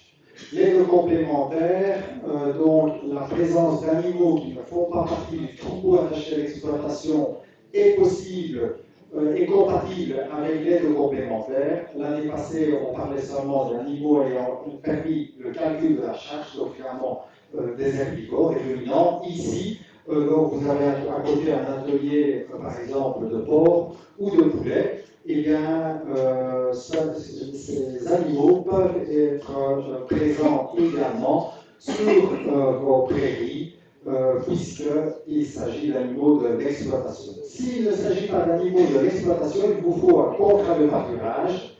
Et à ce moment-là, on va prendre en ligne de compte au niveau du preneur, au niveau du cédant, donc les deux parties, on va prendre en ligne de compte ces contrats de pâturage au prorata du nombre de mois qui est mis dans le contrat de pâturage pour l'ajouter chez l'un et le soustraire chez l'autre. Alors, en ce qui concerne les chevaux en pension, donc là on a déjà dit, soit ils sont sous forme de contrat de pâturage, auquel cas c'est pris en ligne de compte, ou bien vous les avez en pension toute l'année, et comme déjà dit, vous devez les déclarer dans votre déclaration de superficie, dans la rubrique dont on a parlé en début d'exposé, et dans ce cas, donc, vous devez avoir une attestation de conformité pour vos infrastructures de stockage des effluents des vaches. Et un permis d'environnement en ordre. Pardon? Et un permis d'environnement en ordre. Oui. Il y a un permis d'environnement qui soit évidemment en ordre. Oui. Oui, oui, pour les chevaux que vous avez en pension. Obligation supplémentaire pour les montants additionnels. Donc là, vous ne pourriez pas épandre des matières organiques des animaux autres que ceux ayant servi au calcul de la charge en 2023. Ici aussi, ça a été étendu à l'ensemble des animaux d'exploitation. Donc vous pourriez mettre votre lisier de porc de votre atelier porcin ou bien vos viandes de volaille, de vos étables de poulet. Et également, vous pouvez utiliser la matière organique, donc, quelle qu'elle soit, des effluents d'élevage, qui ne sont pas nécessairement des animaux issus des animaux de votre exploitation, si et seulement si votre taux de liaison est inférieur ou égal à 0,8. Par rapport au contrat de pâturage, on vient d'en parler, où ces surfaces sont maintenant prises en ligne de compte. Et donc ceux qui ont fait par exemple pas mal de contrats de pâturage, eh bien ces surfaces-là peuvent être prises en ligne de compte pour calculer la charge et donc obtenir une meilleure aide que sinon ça n'était pas prévu. Et ils étaient pénalisés avec l'aide complémentaire de cet éco-régime. Ne pas oublier de ne pas labourer, ou du moins de labourer seulement maximum 10%, 20% de ces prairies permanentes d'une année à l'autre, puisque une de ces conditions pour obtenir l'aide de prairies permanentes, c'est qu'on en maintienne quand même au niveau d'exploitation. Et donc, l'année où vous demandez cette aide-là, on va regarder l'année antérieure ce qu'il en était et on ne peut pas retrouver une différence de plus de 20%. Éco-régime suivant, réduction d'intrants. Donc c'est un éco-régime qui vous permet de bénéficier d'un montant d'aide de 80 € par hectare, parce que vous vous engagez soit à ne pas utiliser certains produits phyto qui sont repris sur une liste, soit à mettre en œuvre 2 passages de désherbage mécanique sur la parcelle concernée. Si les 2 passages n'ont pas pu avoir lieu parce que pour une raison climatique par exemple n'a pas été propice, vous pouvez vous retirer de l'éco-régime réduction d'intrants sans pénalité, ou vous pouvez opter pour, si c'est encore possible parce que vous n'en avez pas déjà utilisé précédemment, la version réduction de pesticides. Les surfaces admissibles considérées sont uniquement des parcelles où vous auriez habituellement utilisé des intrants. Donc, par exemple, on ne peut pas bénéficier de la mesure réduction d'intrants sur les jachères, les prairies temporaires, les légumes fourragères et les autres surfaces en herbe ou en plantes fourragères herbacées. Pratiquement, comment on communique si on n'a pas cité les 2... On fait une modification TDS et on retire la coche qu'on avait placée sur désherbage mécanique. Donc, concrètement, cet éco-régime n'est activable que sur des parcelles qui n'ont pas été prélevées permanentes dans les 5 années précédentes. Il faut au moins mettre en œuvre 1 hectare dans les corrigés pour pouvoir rentrer dedans. Interdiction d'insecticides dans tous les cas, y compris en enrobage de semences. Ah pardon, je dis n'importe quoi. J'ai changé d'éco-régime. Je suis dans l'éco-régime culture favorable à l'environnement. Donc c'est un autre éco-régime qui a été mis en place l'année passée, qui est quand même une façon de pouvoir compenser la perte du verdissement, parce que vous pouvez obtenir un montant de 380 € par hectare que vous engagez dans cette mesure culture favorable à l'environnement. Vous vous engagez à ne pas utiliser d'insecticides, en ce compris en enrobage de semences, et il y a 3 variantes pour ce type de culture: les légumineuses fourragères, les cultures moins intensives, notamment les cultures de printemps, ou les cultures en mélange. Pour les légumineuses fourragères, elles peuvent être admissibles comme culture fixatrice d'azote au sens de la BCA 8, c'est cumulable. Attention que pour certaines situations, ça peut être plus intéressant d'opter pour le soutien couplé au protéagineux. Et donc, ce n'est pas cumulable, il faut choisir entre les deux.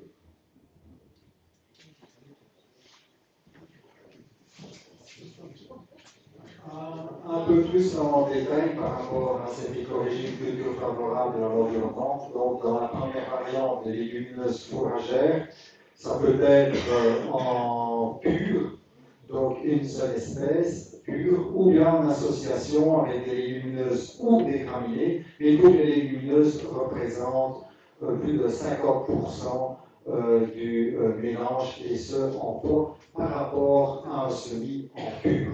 Alors, la contrainte pour ce qui est des luzernes ou du sainfoin, c'est d'avoir une zone de refuge de 10%. Donc, à chaque fauche, il faut laisser 10% non fauchés, sauf à partir du 1er octobre, où là, on peut faucher l'intégralité de la surface.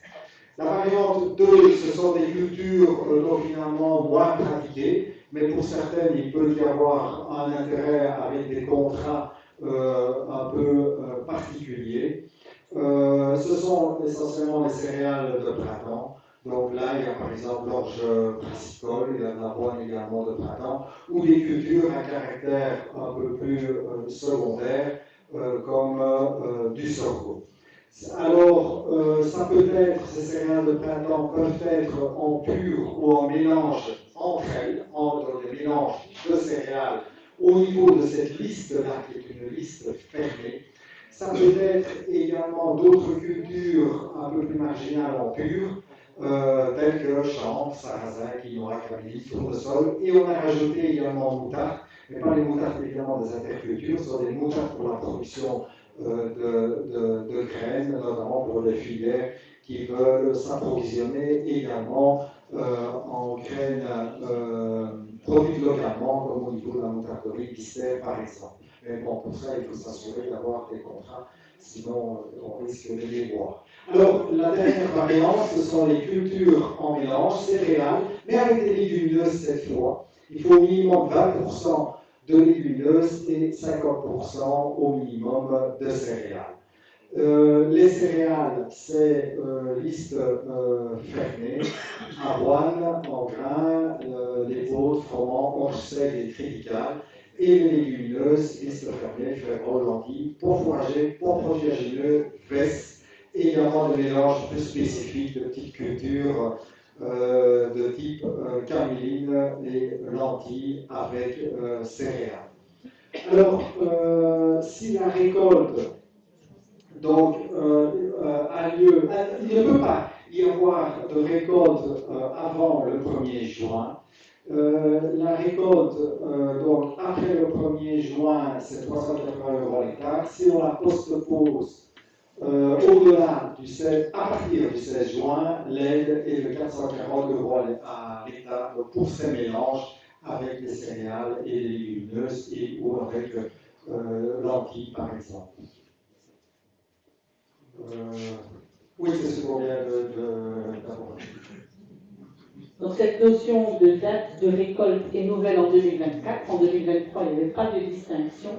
En 2024, on peut opter pour cette possibilité d'avoir, on va dire, une récolte précoce entre le 1er et le 16 juin, notamment pour faire des céréales matures. Dans ce cas-là, on n'aura que 380 € par hectare et on doit mettre en œuvre les codes spécifiques des nouveaux codes pour 2024 où on distingue, si vous voyez, dans le dernier chiffre, le 1 ou le 2, la date de récolte. Donc vous allez opter pour le code 3911 si vous avez l'intention d'avoir une récolte précoce entre le 1er juin et le 15 juin. Pour le même mélange que vous souhaitez récolter en mature après le 16 juin, vous devrez opter pour le code 3912. Donc c'est le dernier chiffre qui est nouveau et qui précise cette date de récolte. Ça doit être récolté. Oui. On ne peut pas être broyé. Non, l'objectif c'est de Ici, c'est le favoriser premier. quand même des filières, donc c'est pour produire. Alors, le dernier éco-régime qu'on va aborder, c'est l'éco-régime de couverture longue du sol. C'est le premier qu'on avait abordé lors de nos campagnes en 2023 parce qu'il nécessitait une déclaration anticipée. Donc, c'est celui qui est le plus connu dans les campagnes. L'objectif de cet éco-régime de couverture longue du sol, c'est de s'assurer que la majorité des terres de l'exploitation soient couvertes soit par des prairies, soit par des cultures d'hiver, soit par des intercultures, du 1er janvier 2024 au 15 février 2024. Donc cet éco-régime qui va compter pour l'année 2024, vous avez dû nous en informer en 2023, vous avez laissé en place la culture jusqu'au 15 février et vous avez confirmé dans votre déclaration de superficie en 2024 le fait que vous avez bien activé pour cette parcelle-là la couverture longue du sol. Comment? Parce que c'est une déclaration anticipée ou parce que c'est un code culture qui le permettait, notamment une prairie permanente, sur base du code culture, même sans déclaration anticipée, vous pouvez activer l'éco-régime en 2024. Donc vous connaissez qu'il y a 3 seuils, le seuil à 70%, le seuil à 80% et le seuil à 90%, où les pourcentages sont un petit peu modulés en fonction de votre pourcentage de prairie permanente sur votre exploitation. Je ne sais pas si on va rentrer dans le détail de la nouvelle mesure résultat MR14. Peut-être les grandes lignes. C'est relativement compliqué.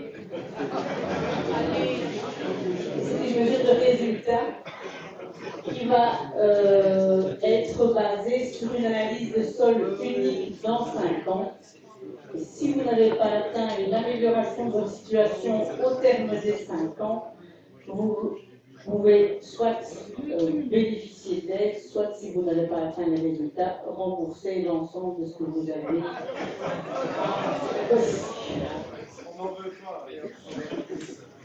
L'avantage dans cette PAC pour pouvoir activer cette mesure, c'est qu'il y a une petite cellule exportée qui vous permet d'exporter vos fichiers GML pour pouvoir être pris en compte directement par le système RECOC qui va vous permettre de faire vos analyses de stock. Soutien couplé, ça c'était plus intéressant. Donc il y a les aides couplées aux animaux. Attention, en 2024, il n'y a plus de pré-encodage des races que vous avez détenues au sein de votre exploitation de façon historique. Donc on vous demande de recocher chacune des races que vous avez en pur ou en croisement au sein de votre exploitation.